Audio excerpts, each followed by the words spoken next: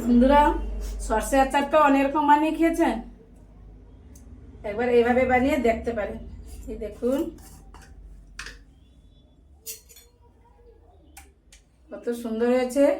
কোনো রকম আমি গ্যাস ব্যবহার করব না, উনানও ব্যবহার করব না, জাস্ট রোদে বসিয়ে বসিয়ে আচারটা করে নিব। মশলাও রোদে গুঁড়ো করে নিব, এই দেখুন। আর আচারটাও পুরো রোদে বানিয়ে নেব। চলুন কিভাবে বানানো যায় সর্ষে আচার রোদে বসিয়ে।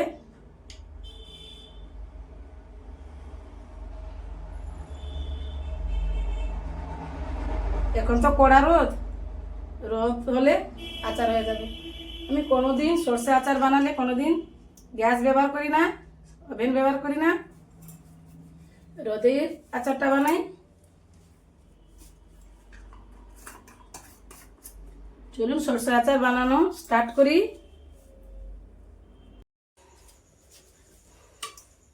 তার জন্য লাগবে এই আম। আম দেখেছেন কত বড় বড়। আমি সবসময় যে কোনো আমের আচার বানাই না কেন, আম আমি বড় বড় দেখে কিনি। কারো ঘরে গাছে থাকলে তো কোনো কথা হবে না, কিন্তু বাজারে যদি কিনেন একটু বড় বড় দেখে কিনবেন, একটু টক টক টক দেখে কিনবেন। মিষ্টি আম কিনতে যাবে না। যে কোনো আচারে, মিষ্টি আচারেও টক আম লাগবে, নাহলে আমটা সিদ্ধ হবে না। আর টক আচারে তো টক আম লাগবেই। নিয়েছি বঁটি আর নিয়েছি জল।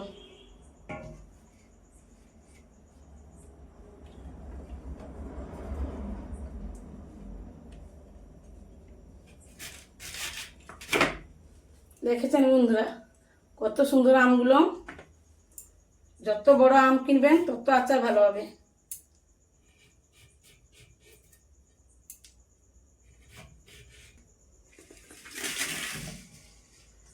এই দেখুন এইভাবে সব কেটে নিয়েছি। এইভাবে সবগুলো কেটে নিব।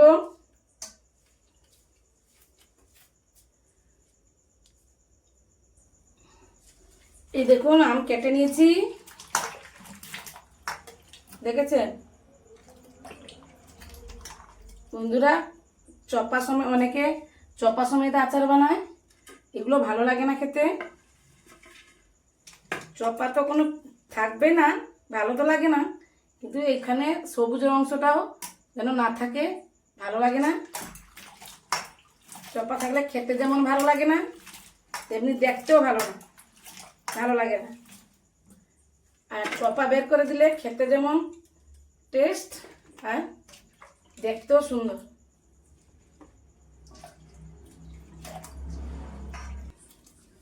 জল ফেলে দিয়েছি বেলাটায়।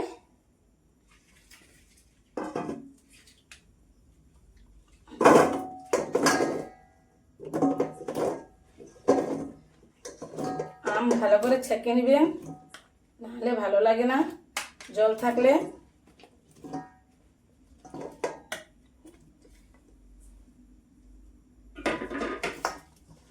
টক আচার বানান, মিষ্টি আচার বানান, আম কাটা আম রোদে দেওয়া একই প্রসেস।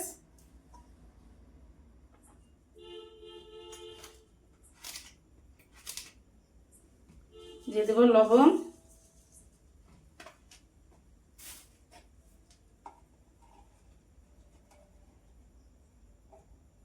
আর হলুদের গুঁড়ো।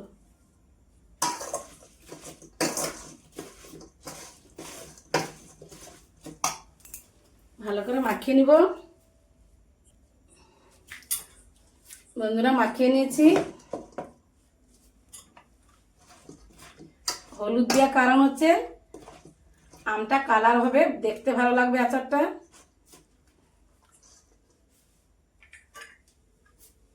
আমি মিষ্টি আচার যে বানিয়েছি একই প্রসেসে। আম বিকালবেলা কেটেছি, নাহলে সন্ধ্যাবেলা কেটে সারা রাত লবণ আর নুন মাখিয়ে রেখে দিবেন, বা সারা রাত থাকবে।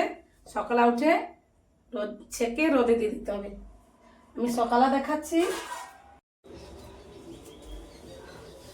বন্ধুরা দেখুন, কালকে যে আম কেটে রেখেছিলাম সন্ধ্যার সময়, সকালবেলা এটা ছেঁকে নিব। সারা রাত রেখেছিলাম নুন হলুদ মাখিয়ে, এটাকে ছেঁকে নিব।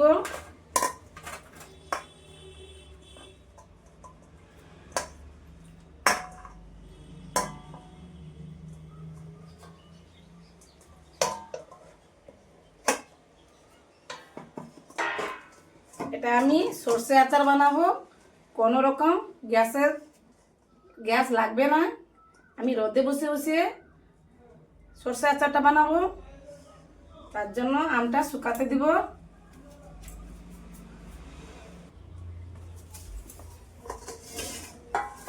একটা থালা নিয়েছি, এভাবে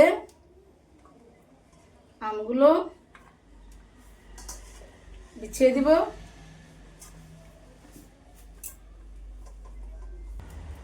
এভাবে রোদে দিয়ে দিব। চলুন রোদে দিয়ে আসি।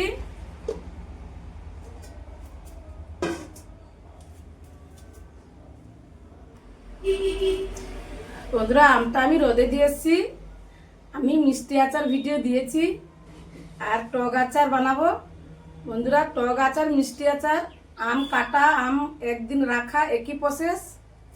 জাস্ট রান্নাটা মিষ্টি আচার হবে, আর টক আচারটা রান্না হবে না, সেটা রোদে বসে বসে আমি করব। টক আচার জন্য নিয়েছি 50 গ্রাম মৌরি, 50 গ্রাম জিরে, 25 গ্রাম মেথি, আর তার হাফ জোয়ান, এই 3 চামচের মতন। আর নিয়েছি শুকনো লঙ্কা পরিমাণ মতন, ঝাল আপনারা যেভাবে খেতে পছন্দ করেন এইভাবে লঙ্কা দিয়ে দিবেন। আর নিয়েছি 250 গ্রাম সর্ষে। আমার 2.5 কিলো আমে 250 গ্রাম সর্ষে দিয়েছি, যেহেতু সর্ষে আচার। আমি সরিয়েরা রাই সর্ষে ব্যবহার করব না, কারণ সর্ষে ব্যবহার করলে কালো হবে, দেখতে ভালো লাগে না, আর একটু তিতো তিতো ভাব লাগে। তার জন্য রাইটা ব্যবহার করবেন, খেতে ভালো লাগবে, দেখতেও ভালো লাগবে, আর টেস্টও দুগুণ হবে। চলুন এগুলো আমি আলাদা আলাদাভাবে রোদে দিয়ে দিব, দিয়ে গুঁড়ো করে নিব। বন্ধুরা, আম আর মশলাগুলো রোদে দিয়ে এলাম। নিয়েছি মশলার সর্ষে তেল, একটা জার নিয়েছি,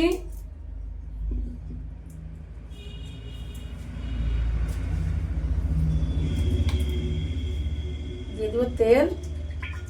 আমি আচারটা বানাচ্ছি, সর্ষে আচার 3 কিলো আমের ওজনে।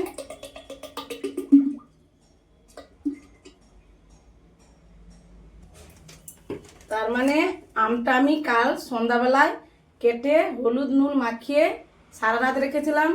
সকালে উঠে ছেঁকে রোদে দিয়ে দিলাম, তার সঙ্গে মশলাগুলো রোদে দিয়ে দিলাম, তার সঙ্গে জারের ভিতরে তেলটাও ঢেলে দিলাম, দিয়ে এটাও রোদে দিয়ে দিব। তার মানে একসঙ্গে 3টা কাজ হয়ে গেল। ব্যাস, বিকালবেলা দেখাচ্ছি।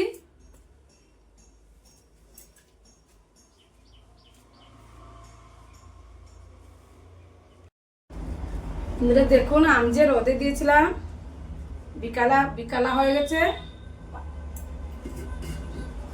তুলে নিয়ে এসছি। টক আচারটা যে বানাবো, তেলটাও রোদে দিয়েছিলাম নিয়ে এসছি, আর আমটাও রোদে দিয়েছিলাম। এখন বাজে 5টা, সকাল থেকে রোদ খাইয়েছি। এবারে তেলে দিয়ে দিব, তেলও গরম আছে।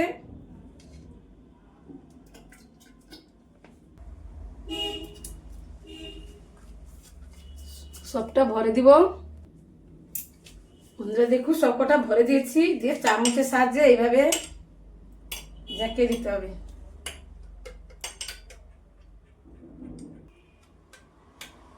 যখন আম দিবেন, তেলটা উপরে যেন ভেসে উঠে এক কড়া।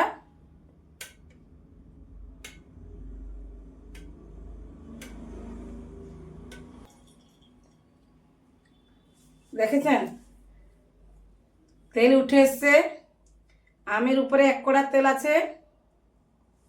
এইভাবে রেখে দিব, চাপা লাগিয়ে পুরো 8 দিন রোদ খাইয়ে নিব। দিলে আমটা সিদ্ধ হয়ে যাবে।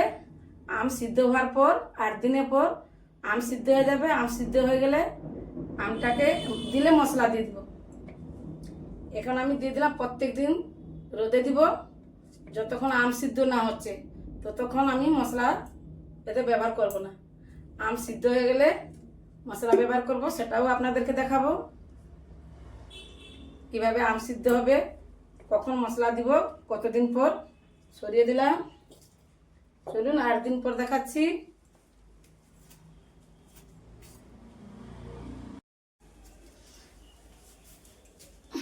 বন্ধুরা দেখুন, 4-5 দিন পর চলে এলাম। তেলে যে আমটা ফেলে রেখেছিলাম, রোদে দিয়েছিলাম 4-5 দিন, 4-5 দিন পরে আমটা সিদ্ধ হয়ে গেছে। এতে তো মাখানো যাবে না মশলা টশলা, তার জন্য আমি একটা বেলা নিয়েছি।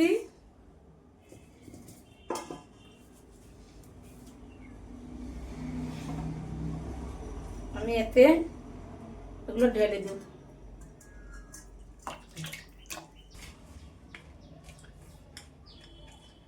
দিয়ে দেবো শুকনো লঙ্কার গুঁড়ো,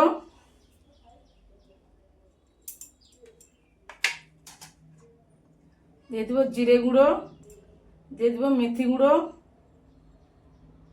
আমি এগুলো সব রোদে গুঁড়ো করেছি। 2 চামচ জোয়ান গুঁড়ো, মৌরি গুঁড়ো, পানমৌরি, হলুদ গুঁড়ো 1 চামচ, আর চিনিকে পেস্ট করে নিয়েছি মানে পাউডার 3-4 চামচ।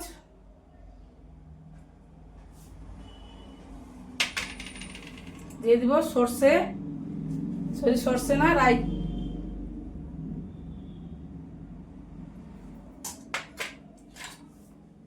আমি সরিয়ে দিলাম।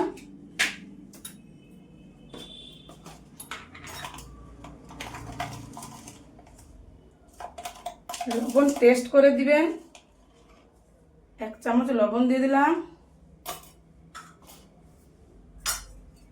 এগুলো আমি ভালো করে মাখিয়ে নিব। জারের ভিতরে করলে বন্ধুরা মাখাতে অসুবিধা হবে, মাখানো যাবে না।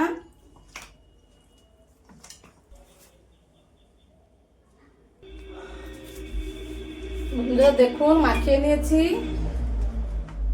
এভাবে ভালো করে।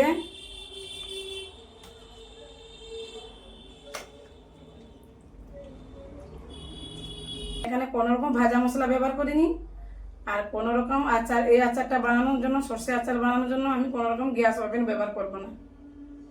তারপরে আবার জারে ভরে দিব।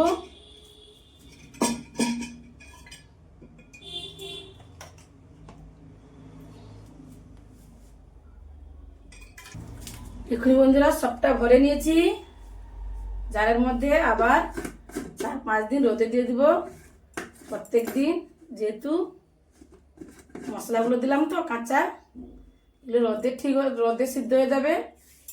4-5 দিন পর আসছি।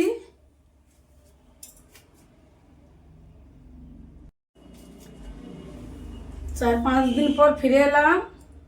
এই দেখুন,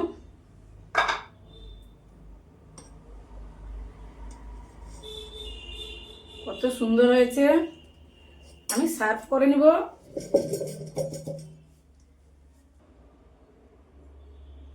এই দেখুন, বাটিতে সার্ভ করে নিয়েছি।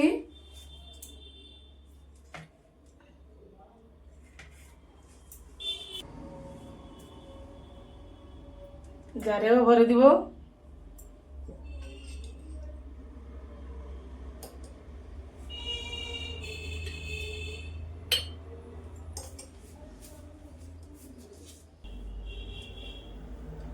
বন্ধুরা একবার হলে বানিয়ে দেখবেন, খেতে দারুণ হয়। যেহেতু আমি সব কাঁচা মশলা ব্যবহার করেছি এবং রোদে ব্যবহার করেছি।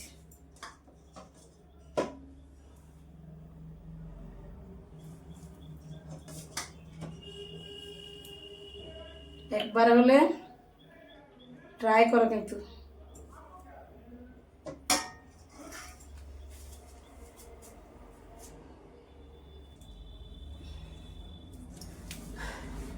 হয়ে গেল।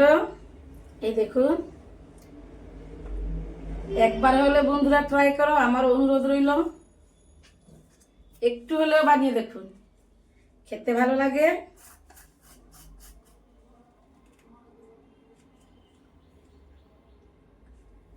আমি সব কাঁচা আদারও বলছি, মাপগুলো সব বলে দিয়েছি। বানাতে সহজ, লাগবে না গ্যাস চুলা, কোনো কিচ্ছু লাগবে না। এখানে আমি ভিডিওটা শেষ করছি, দেখা হবে অন্য কোনো ভিডিওতে।